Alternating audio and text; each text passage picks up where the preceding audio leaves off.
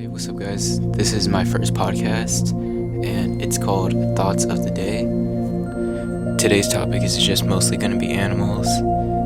I'll be speaking on how I feel about brain structure, bone structure, how our bodies evolve, develop, and what I think about it all. For starters, the animal skull is so much smaller than an actual human being's skull. If you look at it, a squirrel skull is like the size of your hand. And it's crazy when you think about it that a squirrel has a brain that does almost everything that a human brain does. As humans, we're able to talk, move, walk, feel pain, have nerves, see, chew, eat, digest food. And our brain kind of allows us to do all these things in all our actions that we do, whether we speak, move, talk, whatever. And when you think about it in an animal's perspective, their brain is so significantly smaller than a human person's brain. So it's just fascinating to me how a brain so small can accomplish so much with a brain that we have that's so much bigger. And it makes me wonder how much of our brain that we are using compared to how much of their brain that they're using. Because in reality, we only use about 35 to 25% of our brain sometimes. Don't quote me on that, by the way. The point is, how much could we evolve to learn and unlock different parts of our brain to use almost 100% of it? Because I feel like squirrels use 100% of their brain since it's already so small. But since humans' brains are so much larger than other animals, then we can unlock certain things and knowledge as we keep learning or practice mental exercises.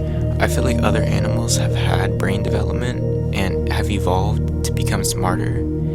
And I think this because when you go to zoos or if even in the wild, you'll see chimpanzees, apes, monkeys, stuff like that. I feel like their brain allows a different muscle memory in their feet and in their hands to use, pick up, carry, swing from trees, because they have something in their brain that sends a signal to their feet that they can use their feet like hands. And unlike humans, we have to learn that skill. So when people are disabled or can't move their hands, or if they don't have arms, when they have legs that they can use and people use their feet to move things, it's a skill that humans have to learn. But for apes, monkeys, other animals that use their feet on a daily basis like that, it's more of a natural selection, by birth skill that's transferred by generation. With certain DNA testing or any research that we can do on apes DNA, since they have the closest DNA to humans, we can learn how to use certain muscle memory techniques to our advantage in different situations. So we can help disabled people, help army veterans that have lost limbs, anything of that nature. We can help them with what we can learn from chimpanzees and apes. Most of the marine life that we have is undiscovered. We have only 45-70% discovered. That's even a high number. 75% is even stretching it, but 45% is what we know pretty well. And it's astonishing how we're able to go to outer space, land on different planets, and send other people to the moon, put rovers on Mars, travel to different galaxies and take photographs, while our ocean is almost undiscovered. There's rocket ships that scientists and researchers create to go fly into zero gravity space, just into the void, but we can't build technology into the bottom of the ocean, which is a little suspicious, but mostly because we don't know what kind of marine life is down there. There could be giant squids, whales, fish, shrimp, anything that could be living down there we would most likely deserve. But unlike the outer space, we don't really have any life forms just floating around in the black void, although there are life forms on other planets. In just space itself, we don't have to worry about ruining any ecosystems. The asteroid belt could be an issue, but usually satellites and spaceships can just avoid it depending on what the orbit of the asteroid belt is And recently NASA just discovered a planet completely made of water, and usually water is taken with oxygen, H2O, carbon, and carbon is the kind of the base of all life. Every living life form contains carbon, and if you have carbon in a planet, it means that there could be life. And in an all-water planet, imagine the life and animals and all the ecosystems and just everything that could be happening all in a water planet. It just is a ball just floating in space.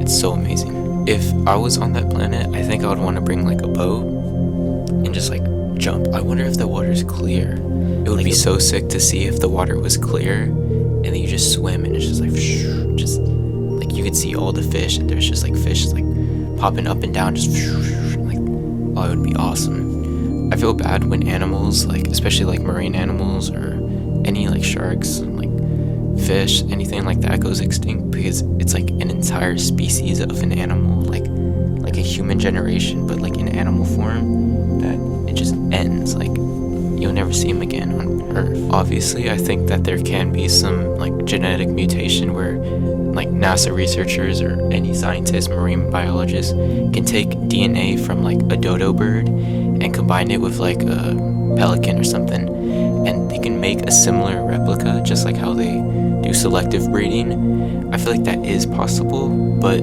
it's probably too hard to find a mammal that contains the most similar DNA structure to an animal that's extinct. And since the animal's extinct, we can't really see their DNA or bone structure, since everything plays a huge role bone structure wise. The fact that we were made and our skulls were the exact precise size, not even a centimeter, millimeter off, to fit our brain, our eyes, our throat, teeth, jaw, tongue, all of that, and to function properly and pump blood throughout our body and to send nervous signals and to feel taste and to see things. It's crazy, because even if our brain was just a little bit bigger, or if our skull was just a centimeter smaller, we could probably not even function the way that we do today, since our brain would just be strangled by our own skull. I've been looking at photos of pugs, and since their face is so compressed and small, if you look at a photo of a bone, the skull of a pug, the reason why pugs don't live long is because when their brain grows, when they get older, because your brain doesn't stay the same size, it obviously grows. When you're a baby, it adapts to the size of your skull. But since pugs weren't even really made, they were made from selective breeding, and it was mostly a mistake by German scientists, that the skull doesn't expand with the brain. So when the brain grows, the skull basically just strangles the brain inside. And it's super sad, because you have just a dog, a cute animal that can't really live past whatever a normal dog would live. It kind of just dies off early. Selective breeding kind of sucks when it's done wrong. I feel it has its benefits for certain animals if you do it correctly, but when it comes to just experiments and testing, just inhumane animal research, it's always bad.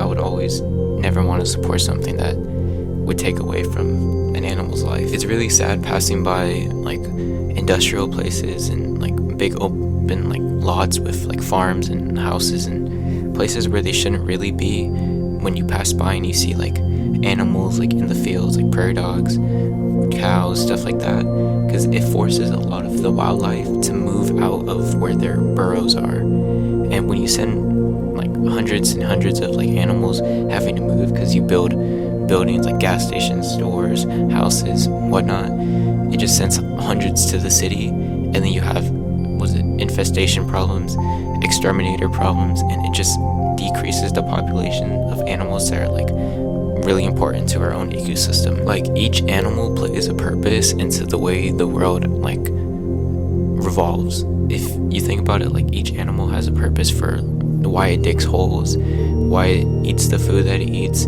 the way that it fertilizes crops and plants for other animals, and bees, they fertilize flowers and pollen. Same with moles, they dig holes for their burrows, and ants, how they make pathways. It's each living animal has some form of purpose to form like a ecosystem, and we kind of take away from it. That's all for today.